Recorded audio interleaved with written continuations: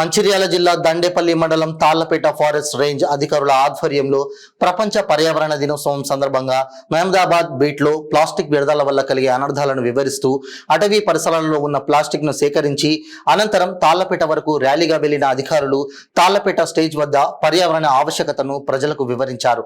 అటవీ శాఖ కార్యాలయం ఆవరణలో స్థానిక నాయకులతో కలిసి మొక్కలు నాటారు. ఈ సందర్భంగా నాయకులు అధికారులు మాట్లాడుతూ ప్రతి ఒక్కరూ పర్యావరణం పట్ల బాధ్యతగా నడుచుకుంటూ మొక్కలు నాటి వాటి సంరక్షణకు బాధ్యత వహించాలని అన్నారు. ప్లాస్టిక్ ను నివారించి పర్యావరణ సమతుల్యతను మనమంతు బాధ్యత మనం నిర్వహిద్దామని సూచించారు.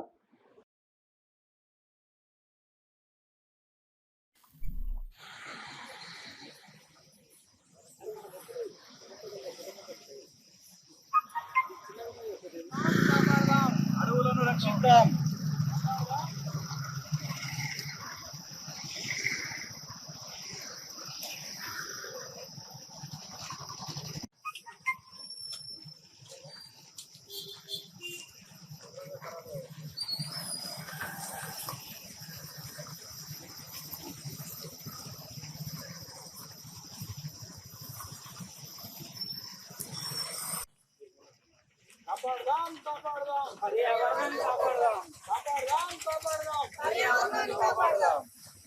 పచ్చని చెట్లు ప్రగతికి మెట్లు, పచ్చని చెట్లు ప్రగతికి మెట్లు. Save forest, save nature, save forest, save nature, save forest, save nature.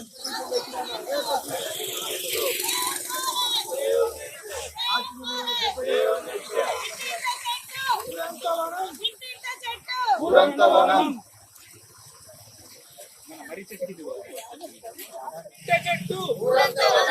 ఇంటింట చెట్టు, పురంతవనం. పచ్చని చెట్లు ప్రగతికి మెట్లు, పచ్చని చెట్లు ప్రగతికి మెట్లు. Save forest.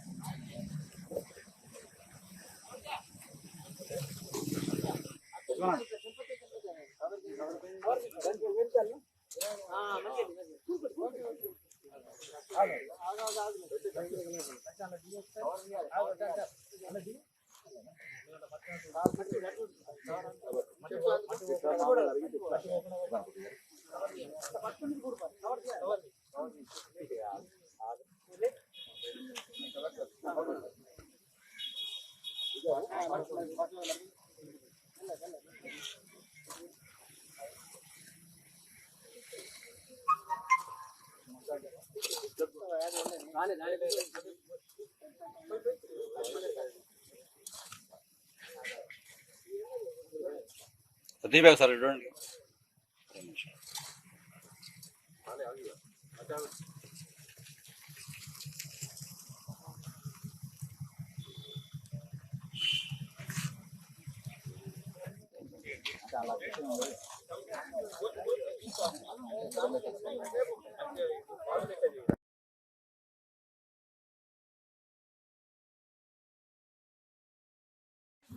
పర్యావరణ శుభాకాంక్షలు. నేను ఒకటే మాట చెప్పదలుచుకున్నది ఏమి అంటే, చిన్నప్పుడు ఇంత ఎండలు లేవు. ఇలా 45 degrees నుంచి 52 degrees సెల్సియస్ నమోదైంది. సో ఇలాంటి పరిస్థితి కొనసాగితే 52 నుంచి 55, 60 దాకా పోయే పరిస్థితి ఉంటుంది. 60 degrees సెల్సియస్ ఉష్ణోగ్రతల మనిషి మనుగడ అనేది సాగదు. ఎక్కడికక్కడ మంటలు వేస్తాయి, బైక్ నడిచినా మంటలు వేస్తుంది, ఇంట్లో ఫ్యాన్ తిరిగినా మంటలు వేస్తుంది, పవర్ కన్జంప్షన్ కంప్లీట్ గా పడిపోతుంది. కాబట్టి ఇప్పుడున్న పరిస్థితులలో భారతదేశంలో 5 కోట్ల మొక్కల ఆవశ్యకత ఎంతైనా ఉంది. సో మా తరపున మేము మిమ్మల్ని కోరుకునేది, వేడుకునేది ఒకటే, మనిషికి ఒక చెట్టు నాటండి. వర్షాలు మొదలైనవి. సో ఈ వర్షాలలో మనం చేయాల్సింది ఏం లేదు, ఒక చెట్టు నాటండి. ఇంటి పర్యావరణంలో కానీ, మీ పొలం చుట్టూ కానీ, మీకు ఎక్కడ స్థలం కనబడితే అక్కడ ఒక చెట్టు నాటండి. దాన్ని ఒక్క 3 నెలలు కాపాడండి. ఆ తర్వాత ప్రకృతి తనకు తానే పెంచుకుంటుంది, చెట్టు తనకు తానే పెరుగుతుంది. ఒక్క 3 నెలలు దాన్ని రక్షించండి. దయచేసి ఈ విషయాన్ని గమనించి పర్యావరణాన్ని పరిరక్షించడంలో ప్లాస్టిక్ ని కూడా కాస్త వాడడం తగ్గిస్తే మనం ఈ తాపాన్ని తగ్గించడం వల్ల అవుతాం. సో మనల్ని మనం రక్షించుకోవడానికే ఈ యొక్క అడవుల్ని పెంచమని చెప్తున్నాం. మన రక్షణ కొరకే అడవిని పెంచాలి, చెట్లను నాటాలి. దయచేసి అందరూ ఈ వర్షాకాలం మనిషికి ఒక చెట్టును నాటాలని చెప్పేసి మరి పర్యావరణం అంటే ముఖ్యంగా మనకు చెట్లను పెంచడం, ఆ చెట్ల అవసరం ఎంత ఉందో మనకి అధికారులు చెప్పారు. మనం చిన్నప్పటి నుండి పుస్తకాల్లో చదువుకున్నాం. దాన్ని నేటి సమాజంలో మనం కళ్ళకు కట్టినట్టుగా అనుభవిస్తున్నాం కూడా. ఎందుకంటే చెట్లు మనకు నీడనియడం, మనకు ప్రాణవాయువు అనేటువంటి ఆక్సిజన్ ఇస్తాయి. అవి కార్బన్ డైఆక్సైడ్ మనం కానీ ఇతర వేస్టేజ్ ద్వారా విడుదలయ్యే కార్బన్ డైఆక్సైడ్ పీల్చుకొని మనకు ప్రాణాన్ని నిలిపే ఆక్సిజన్ ఇస్తాయి మనకు. అలాగే వాటి వల్ల మనకు నీడనే కాదు, వర్షాలు కూడా చెట్ల ద్వారానే కురుస్తాయి అని మనం. కాబట్టి తప్పకుండా మనకు వర్షాధారమైనటువంటి చెట్లను మనం ఎక్కువగా పెంచి మనం జీవనానికి ఎంతో ఉపయోగపడే చెట్లను మనం ఎట్టి పరిస్థితులను కొట్టకుండా వాతావరణ సమతుల్యాన్ని మనం కాపాడాలి. అప్పుడైతేనే మనం మానవ మనుగడ ఈ భూమి మీద కొనసాగుతుంది. కాబట్టి తప్పకుండా వాటి యొక్క అవసరాన్ని మనం గుర్తించి ఎక్కువ సాధ్యమైనంత వరకు ఖాళీ జాగాలో చెట్లను పెంచాలి. ఎవరైతే ఆ చెట్లను కొడుతున్నారో మనం కళ్ళతోటి చూసి నిరోధించకుండా ఎట్టి పరిస్థితుల్లోనూ ఉండకూడదు. ప్రతి ఒక్కరము గ్రామంలో ఉన్నటువంటి ప్రతి ఒక్క పౌరులం కూడా మనం దాన్ని బాధ్యతగా తీసుకోవాలి. కేవలం అది వాళ్ళ డ్యూటీ వాళ్ళే చేస్తారని చెప్పి ఎప్పుడు కూడా నిర్లక్ష్యం చేయొద్దు. అలాగే ఈ పర్యావరణ సమతుల్యానికి ముఖ్య కారణం ప్లాస్టిక్ వినియోగం ఎక్కువగా వినియోగించడం వల్ల, అది మనం ఎక్కడొక్కడ పడేయడం వల్ల అది భూమిలో కలిసిపోయి కొన్ని వేల సంవత్సరాలు కూడా అది ఖరాబ్ కాకుండా ఉండి ఎప్పుడైతే వర్షం కొడితే ఆ వర్షపు నీరు కూడా భూమిలోకి ఇంకిపోకుండా సముద్రంలో కలిసే విధంగా ఆ ప్లాస్టిక్ మనకు అనర్థాన్ని తీసుకొస్తున్నది. అట్లా ఎక్కువ నీరు మనకు భూమిలో తీసుకపోవడం వల్ల వాతావరణ ఏదైతే వేడి అనేది మనకు తక్కువగా ఉండడం లేదు. కాబట్టి ఇన్ని అనర్థాలు ఉన్నాయి. కాబట్టి పర్యావరణాన్ని మనం ఎప్పుడైతే సమతుల్యంగా మనం చూసుకుంటామో అప్పుడే మానవ మనుగడ అనేది సాధ్యమవుతుంది.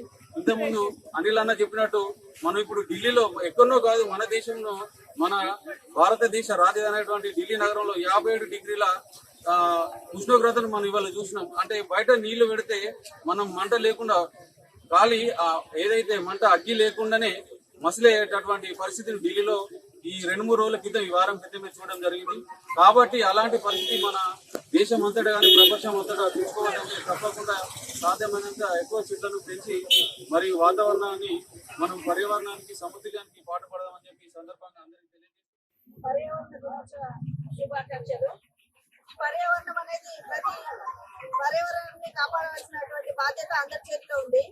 ఇది కేవలము ప్రభుత్వము అదే విధంగా అటవీ శాఖ వారు మాత్రమే చేయాల్సిన పని కాదు, ప్రతి ఒక్క పౌరుని యొక్క బాధ్యత.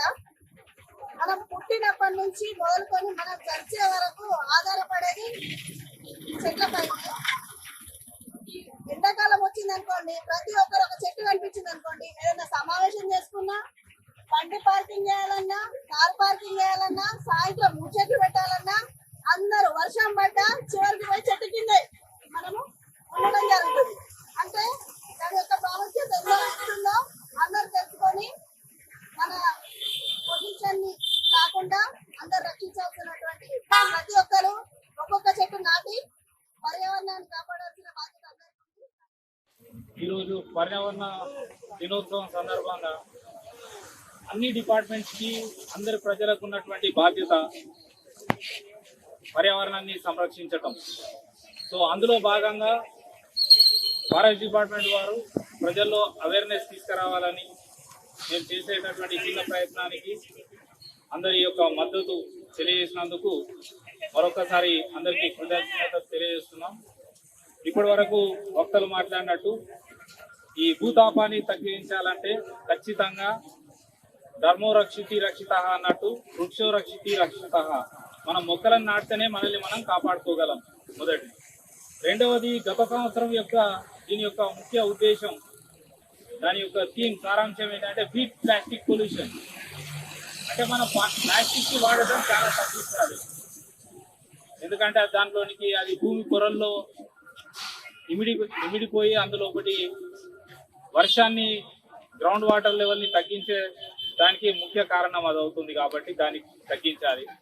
ఇప్పుడు ఈ సంవత్సరం దాని యొక్క ముఖ్య అంశము ల్యాండ్ రీస్టోరేషన్, రీసర్టిఫికేషన్.